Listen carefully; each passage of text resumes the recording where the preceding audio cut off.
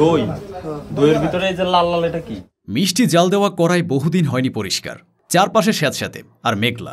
ঘরের ভেতরে ঢুকলেই নাকে আসে গা ঘিনঘিনে দুর্গন্ধ। এমন অস্বাস্থ্যকর পরিবেশে দিনের পর দিন তৈরি হচ্ছে আমাদের সবার প্রিয় বগুড়ার দই। সম্প্রতি জাতীয় ভোক্তা অধিকার সংরক্ষণ অধিদপ্তরের আকস্মিক অভিযানে বেরিয়ে এসেছে এক ভয়ঙ্কর কপটতার কাহিনী, যেখানে ঐতিহ্য আর স্বাদের আড়ালে লুকিয়ে আছে অস্বাস্থ্য আর প্রতারণা। অভিযানের দিন কর্মকর্তারা ঢুকলেন সাভারের একটি প্রত্যন্ত এলাকার টিনের চালা দেওয়া কারখানায়। ঘরে পা রাখতে নাকে আছড়ে পড়ল তীব্র গন্ধ, আর চোখে পড়ল এক অদ্ভুত দৃশ্য। বড় বড় মরিচা ধরা লোহার ড্রামে পুড়ছে চায়ের লিকারের মতো লালচে খয়েরি রঙের তরল। কথিত আছে এই তরলে নাকি সেই দুধ যা দিয়ে বানানো হবে বিখ্যাত বগুড়ার দই। কর্মকর্তারা বিস্ময়ে তাকিয়ে রইলেন। স্যাঁতস্যাঁতে মেঝে, মাছি ভনভন করা বাতাস, কালো ধোঁয়ায় আচ্ছন্ন চারপাশ।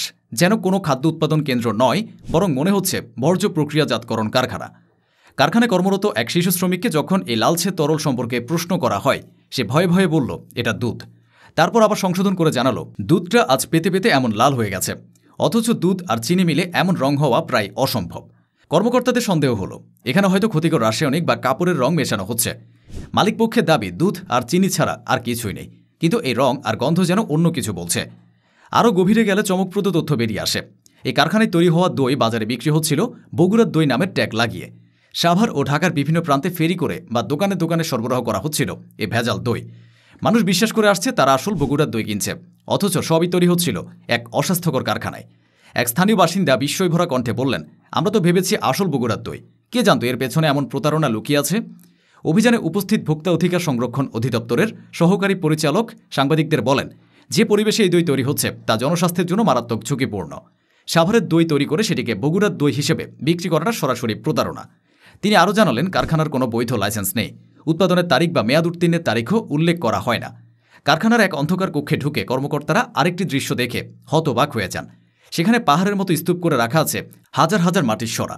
এত বিপুল পরিমাণ পাত্র দেখে স্পষ্ট হয়ে যায় কত বড় পরিসরে এই ভেজাল দই উৎপাদন ও বিপণন চলছে। ঐতিহ্যবাহী একটি নাম ব্যবহার করে মানুষের স্বাস্থ্য ও বিশ্বাস নিয়ে এমন ব্যবসা শুধু ভোক্তা অধিকার লঙ্ঘনই নয়, আমাদের সংস্কৃতির প্রতিও এক ভয়াবহ আঘাত। এই ঘটনা স্পষ্ট করে দিয়েছে, যেখানে আস্থা আর ঐতিহ্য, সেখানে সুযোগ নিচ্ছে কিছু অসাধু চক্র।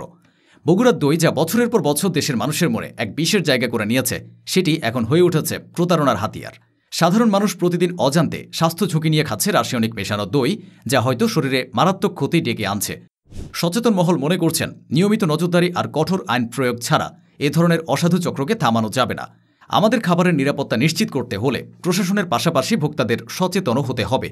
কোনো পণ্যের প্রতি অন্ধ আস্থা না রেখে কেনার আগে তার উৎস, প্রস্তুত প্রণালী আর মান যাচাই করাই হবে সবচেয়ে বড় প্রতিরোধ।